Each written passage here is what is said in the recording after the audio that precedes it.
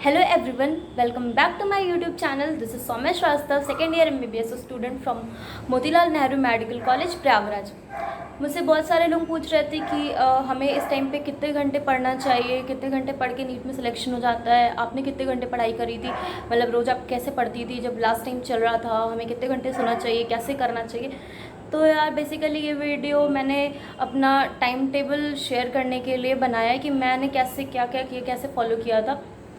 तो देखो ये बात तो क्लियर है, आपको अपने अकॉर्डिंग अपना टाइम टेबल सेट करना पड़ेगा कि आपको कितने घंटे के नीचे या आप कितने घंटे कॉन्टिन्यूस पढ़ सकते हो। तो सबका अपना अलग अलग फिनोमेना होता है ना। तो मैंने क्या किया था मैं वो फॉलो करती हूँ, ठीक है। तो स्टार्ट करते हैं वीडियो। मेरा ये था कि मैं सुबह 5 बजे उठ जाती थी। तो 5 AM पे मैं सबसे पहले उठती थी। उठने के बाद 5 to 5:30 अपना जो बेसिक चीज़ें करते हैं, ब्रश वगैरह किया, ब्रश करके फिर पढ़ने बैठ गए। तो मेरा ये था कि सबसे पहले सुबह आधे घंटे इनऑर्गेनिक केमिस्ट्री करना है। ये शेड्यूल में था मेरे कि चाहे जो भी दिन हो, चाहे उस दिन टेस्ट हो या कुछ भी हो, मेरा कुछ प्रिपेयर हो ना प्रिपेयर हो, इनऑर्गेनिक ऐसा वॉलेटाइल सब्जेक्ट है ना कि उस पे आपको थोड़ा सा अलग वर्क करना ही पड़ेगा। तो आधे घंटे सुबह इनऑर्गेनिक केमिस्ट्री पढ़ती थी और उसके बाद आधे घंटे सुबह ऑर्गेनिक केमिस्ट्री पढ़ती थी। तो ये मेरा 1 घंटे हो गया। 5:30 से 6:30 बज गए। 6:30 बजे तक हमने आधे घंटे इनऑर्गेनिक, आधे घंटे ऑर्गेनिक किया। हमें पता है ना इनऑर्गेनिक में हमारे 8 चैप्टर्स हैं, S block, P block, D N F, उसके बाद फिर coordination, hydrogen, S block, metallurgy, ये है। तो आपको पूरे साइकिल में हर रोज़, चाहे आप जितनी बार आप कोशिश करो इतनी बार रिवाइज कर लो।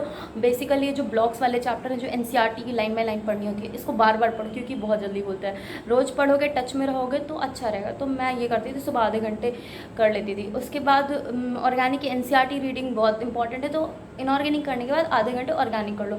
और सुबह हमारा माइंड मोस्ट एक्टिवेटेड स्टेट में होता है, तो उस टाइम पे ये कर लेना है। इसके बाद 5:30 से 6:30 ये क्या, 7:30 बजे उठ गए। उसके बाद 6:30 से 7:30 बजे तक, 7:30 तक हम नहाएंगे, ब्रेकफास्ट करेंगे और थोड़ा सा मम्मी पापा के साथ बैठ गए, या फिर अगर आप हॉस्टल में हो तो थोड़ा टहल घूम लिया। 1 घंटे का ब्रेक है ये, ठीक है। उसके बाद 7:30 बजे 7:30 पर हम पढ़ने बैठ रहे हैं और 7:30 से लेके 1 PM तक हमें कॉन्टीन्यूस यहाँ पर, ये हमारा बेसिक मेन टाइम है, इसमें अच्छे से पढ़ाई करनी है। तो 7:30 से 1 PM तक हमारे पास 5.5 आवर्स हैं। हाफ आवर आप निकाल लो क्योंकि बीच बीच में हमें 5 मिनट, 10 मिनट, 15 मिनट का ब्रेक लेना होगा। तो टोटल मान लिया हमारे पास 5 घंटे हैं। 5 घंटे, 2 घंटे फिजिक्स करनी है, 2 घंटे बायो करना है और 1 घंटे हमें केमिस्ट्री करनी है। केमिस्ट्री 1 घंटे क्यों करनी है? क्योंकि हमने ऑर्गेनिक और इनऑर्गेनिक सुबह कर लिया, तो बस हमारे पास फिजिकल वाला पार्ट है। तो फिजिकल केमिस्ट्री के लिए हमारे लिए 1 घंटे सफिशिएंट है। और इसके बाद आप 7:30 से पढ़ने बैठे थे, 1 बजे तक आप कर रहे हो, और जब भी एक पार्ट आपका कंप्लीट हो रहा है तो उसके बाद आप 5 मिनट, 10 मिनट का ब्रेक ले लो। आपका थोड़ा सा ब्रेक हो गया, फिर आप पढ़ने बैठ गए। और हाँ, पानी पीना बहुत ज़रूरी है क्योंकि गर्मी बहुत ज़्यादा है। अपने आप को हाइड्रेट रखो, और हाइड्रेट रखना बहुत ज़्यादा ज़रूरी है, आपका माइंड भी अच्छे से काम करेगा। 1 बज गए। अब 1 बजे हम उठते हैं। 1 बजे से 1:30 बजे तक हमारा ये ब्रेक है, हम इसमें उठेंगे, लंच करेंगे और थोड़ा सा रेस्ट कर लिया। और मतलब 1 to 1:30, 1:30 to 2 भी आप, मतलब 1 to 2 आप अपना लंच करो, थोड़ा सा रेस्ट कर लो और आराम करो। फिर मेरा क्या था कि मैं जब टेस्ट देती थी ना, तो 2 बजे से 5 बजे तक मैं देती थी। 1 से 2 रेस्ट किया, और लास्ट टाइम पे तो मैंने रोज़ टेस्ट दिए हैं। तो 1 से 2 हमने रेस्ट किया और लंच कर लिया। अब 2 बजे हम बैठ जाएंगे। अब 2 बजे हम बैठ के टेस्ट देने के लिए, 2 से 5 हम टेस्ट दे रहे हैं, ठीक है।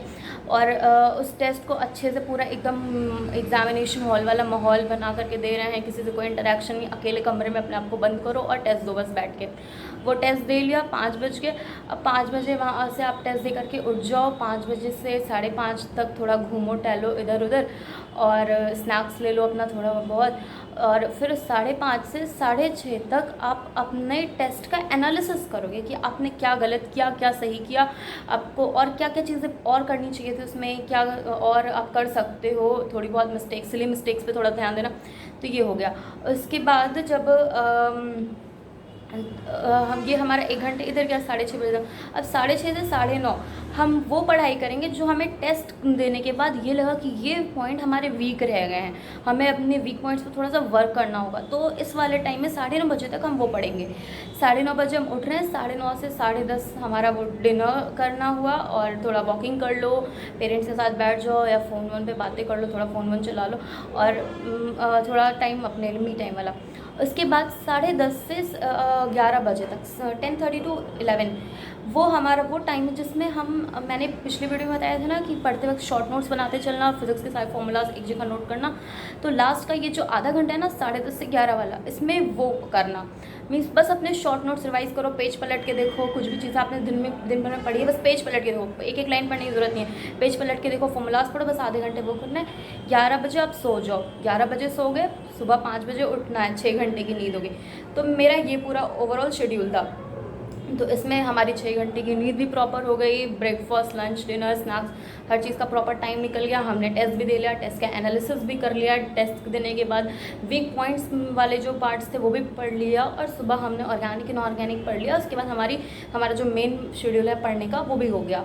और उसके बाद आप स्प्राउट्स वगैरह खाना क्योंकि वो थोड़ा हेल्दी होता है, और अपना ध्यान रखना, अपने आप को हाइड्रेट करते रहना। और हाँ, पैनिक मत होना यार, स्ट्रेस मत लेना, क्योंकि यार देखो जो इस टाइम पे टॉप करने वाला है ना नीट 2022 का जो टॉपर होने वाला है उसको अभी ये भी नहीं पता होगा कि उसका सिलेक्शन होगा या नहीं होगा, श्योरिटी नहीं रहती है। मेरे साथ भी यही हुआ था, मतलब मैं तो एग्जामिनेशन हॉल के बाहर खड़ी थी, उसके बाद उस टाइम पे ऐसा लग रहा था यार पता नहीं क्या होगा, आगे सिलेक्शन होगा या नहीं होगा, फिर से वापस तो नहीं आना पड़ेगा पढ़ने के लिए, बहुत ज़्यादा प्रेशर रहता है। तो ये सब नहीं सोचना हमारा सिलेक्शन होगा या नहीं होगा, बस अपना बेस्ट देते जाओ, बाद में ये रिग्रेट ना रहे कि काश मैंने ये किया होता या ये नहीं किया होता तो मेरा सिलेक्शन हो जाता। थोड़े ही दिन बच्चे अपना बेस्ट दे लो, जितना आप कर सकते हो कर लो, बाद में कोई रिग्रेट ना रहे कि काश मैंने ये किया होता, काश वाला वर्ड ना वो ना आए। तो जितना कर सकते हो अपना बेस्ट दो, थोड़े से दिन की बस बात है, अच्छे से कर लो और पैनिक मत होना, बहुत आराम से सिलेक्शन हो जाएगा, बस पढ़ते रहो। चलो ऑल द बेस्ट, बाय।